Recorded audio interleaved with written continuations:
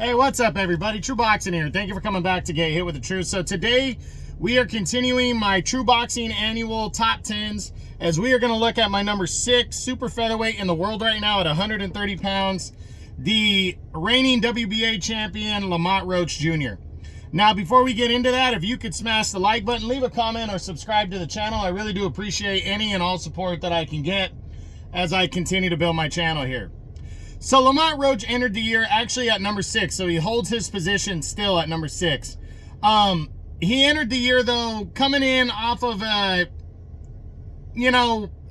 split decision victory over Hector Luis Garcia, where he captured the WBA title and his first world title. But there was some controversy. He had landed a punch behind the head that I thought the WBA was going to rectify by ordering an automatic rematch, because Roach literally won by 1 point, and it was because of the knockdown.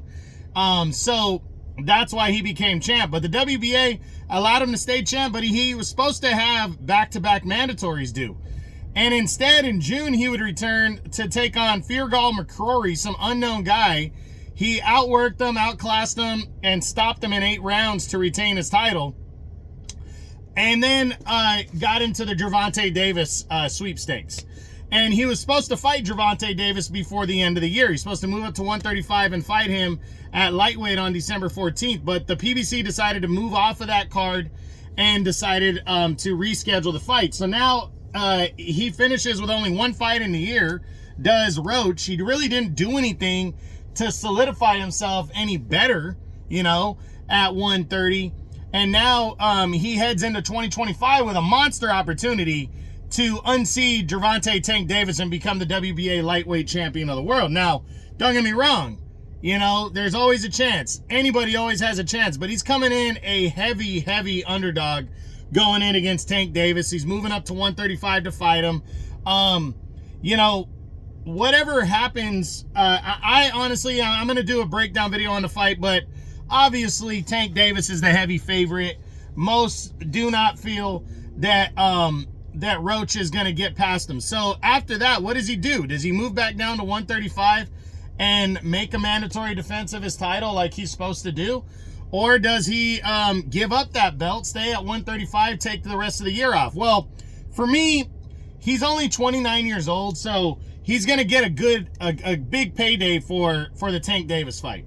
So after that, if he loses especially, honestly, he hasn't been a super active fighter.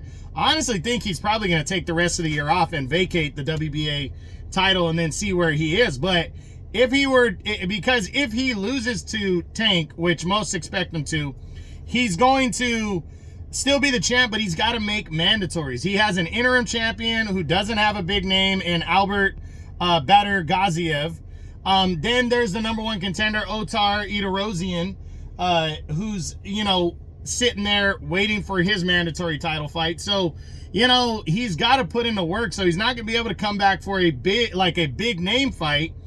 And is he really going to get up for that? I don't know. I'm leaning towards the fact that he's probably going to lose the Tank, and then I see him giving up the belt at 130 and probably not fighting for the remainder of the year. But you never know. We got to wait and see what happens after the Tank Davis fight happens. He's got a huge opportunity to become a 2-division world champ, but we have to see. Depending on how he does his performance-wise, if he loses, we'll see if he's still going to be ranked in the top 10. As a champion, I don't see him unifying belts at 130, and honestly, I don't see him ending the year going coast to coast again as the super featherweight champ of the WBA, but we got to wait and see. So that's it. That's what I got.